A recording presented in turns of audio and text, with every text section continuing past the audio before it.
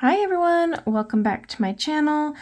Today we are talking about a watercolor pencil that I feel is incredibly underrated and not used enough. When we think of watercolor pencils, what's the two that automatically pop in our head? Albrecht Dürer, Supracolor. Sometimes it's not Supracolor, other times it's the Korilynn aquarelles. So those three seem to float about, right? Well, what about Derwent? Derwent is a brand that is an artist quality legit brand, not budget. Quality control, tested for light fast, all that goody goodness. And it's a well-known brand. I mean, we've heard of Derwent, right? Now, before you say, hey, what about the Inktense? Those are not watercolor pencils. We'll get into that another day. But this is a pencil that does not get enough love, and we are going to give it the recognition it needs because this, well, is an amazing freaking watercolor pencil. So I got these a few years ago as a gift. I was going to do a class that required the Derwent Watercolor, or you could use your own.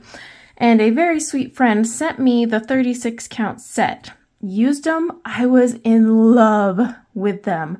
And then I thought, why the heck are these not used more?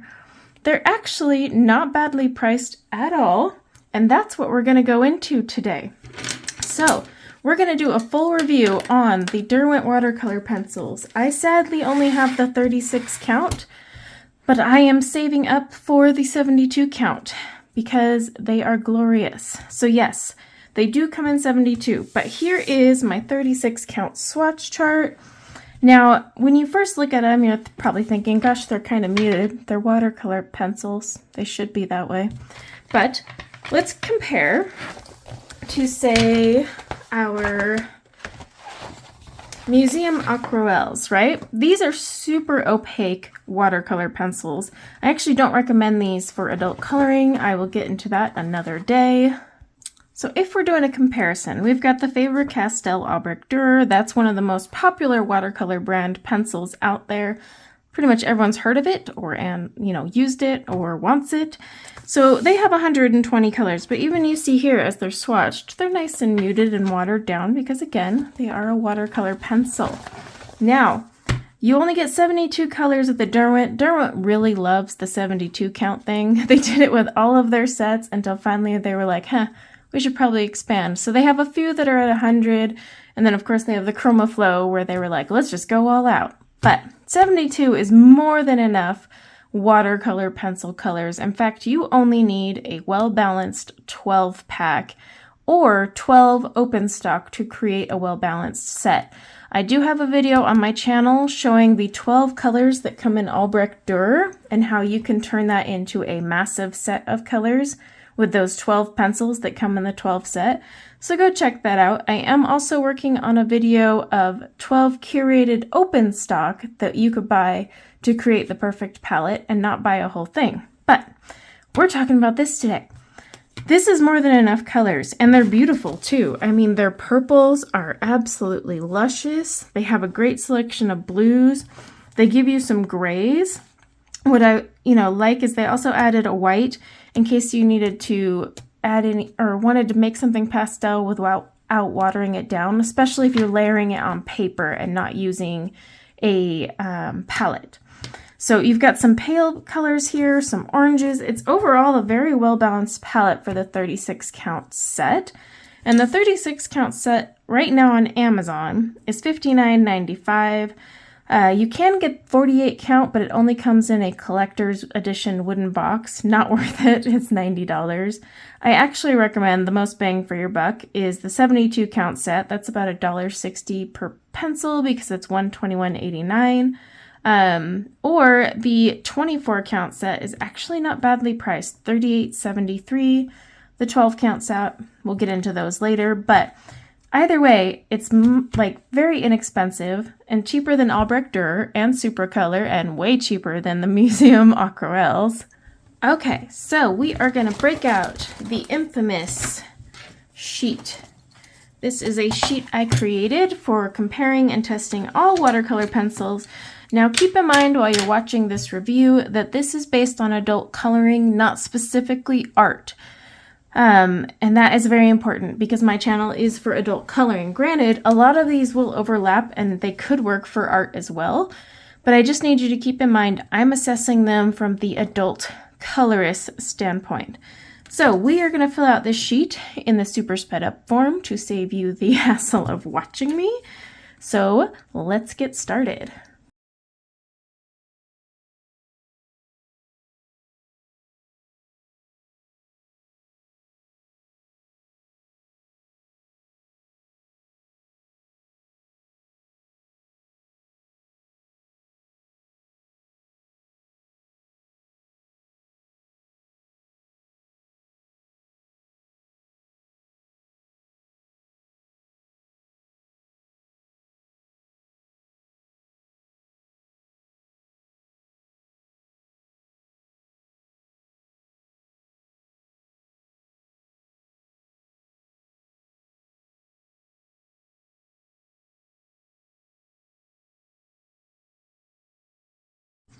Okay, this part I like to do with you guys for a few reasons so I can explain what we're seeing. So we're going to activate this one with water. Again, adult coloring standpoint.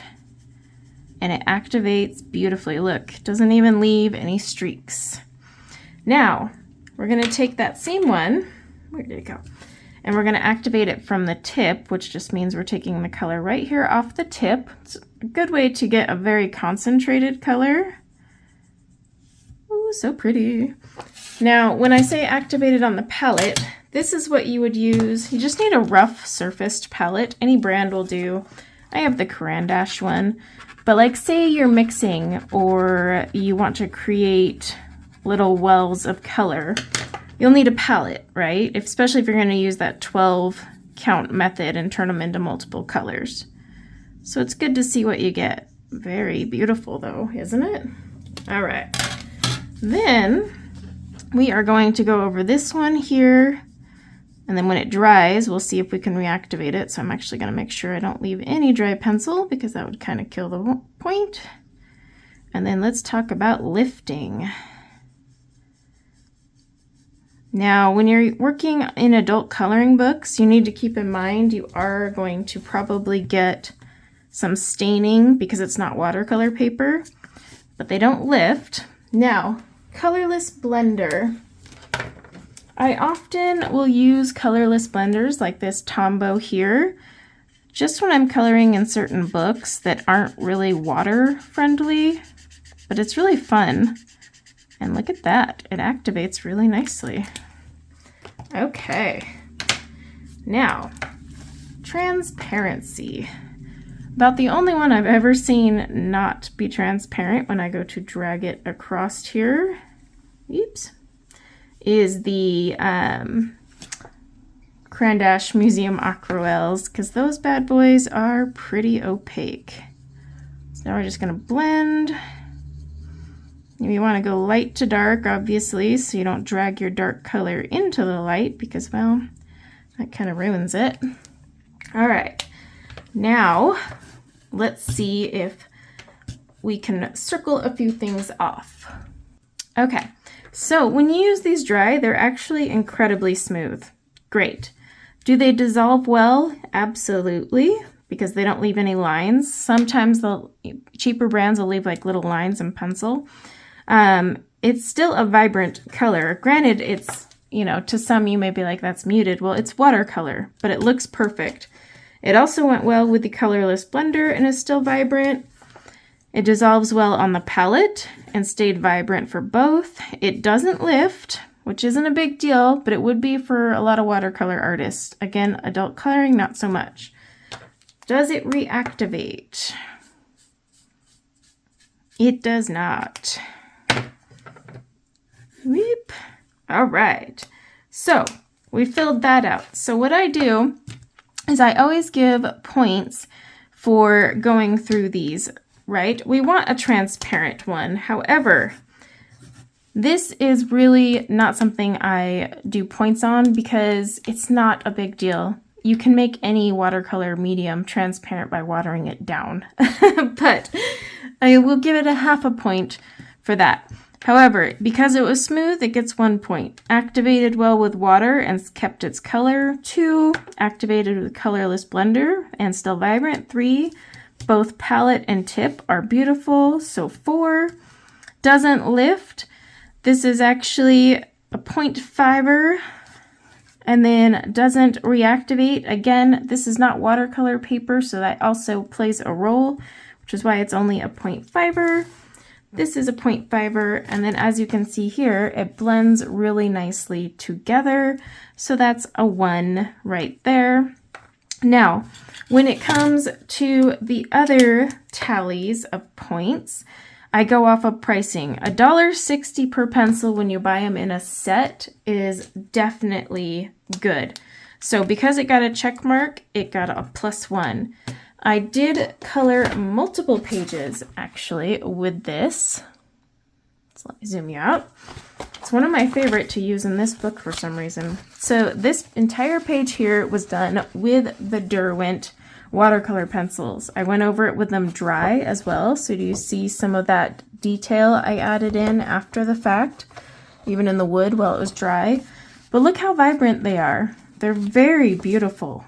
They activate well, and this was just plain old my usual Nina cardstock.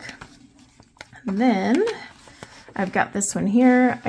This palette in particular I use for fall pages. Don't ask me why. But I think that's it for this one. But yeah, I have colored a few pages with it. If you're wondering what this super vibrant one is here, this is Inktense, not a watercolor pencil. But you got to keep in mind, watercolor pencils are going to be more muted, but they did beautifully, so they get a point for that. I did color directly on this paper here, which is similar to Create Space paper and quite crappy, and yet they still did well. And you can even see where I went in and like added, you know, some dry details to kind of shade in, because that's really what you need to do with these pencils, especially with adult coloring. Lay down a base and then kind of go back in and shade, and you can shade with the same color. I have a few tutorials on that, but it gets a point for that. Watercolor paper. That's where we take my precious cold pressed book and we put it on there just to see, because there are adult coloring books that you can get on watercolor paper, so you gotta know, right? And there you go. Blends out beautifully. You can even drag it. Such gorgeous pencils, honestly. So it definitely does good on that as well. Is it open stock? Yes, which is why it gets a big +1, because, well, not everything is open stock. And it's light fast tested, believe it or not. Is it as high of a light fast rating as the Museum Aquarelles? No, but they're designed to specifically be a high light fast rating. So you need to keep that in mind when you're kind of thinking about that. But overall, these are amazing watercolor pencils. So what do they come to in points? So I actually give these a 12.5 out of my 13.5 total points. Well, it tends to actually be closer to 14. There's the wiggly point that goes with this one, but it depends on the pencil I'm testing and how I'm testing. But either way, these rank just as high as I have my Albrecht Dürer and Super Colors from Korilynn VanDyke. So these are a really good watercolor pencil, and compared to some of the others, very affordable. That's why I wanted to do this review today and kind of show you guys this pencil. I've had them for a while, a couple years, and I played around with them for a couple years, so I've gotten to know them really well, but I honestly feel like these poor little guys are one of the most underrated watercolor pencils, and they deserve some love. So if you've been thinking or looking at the Derwent watercolor pencils, go for it. Or at least you have my little seal of approval, because I actually really enjoy these pencils. I hope you had fun with a quick little watercolor pencil review. I will be doing a video soon showing my top 3 most recommended watercolor pencils, as well as few results from my watercolor battles that I've been working on for like a year and a half now. A lot of those are going to start rolling out, so get ready for those videos, but this was just one review of many to come. So until next time, take care. Bye now.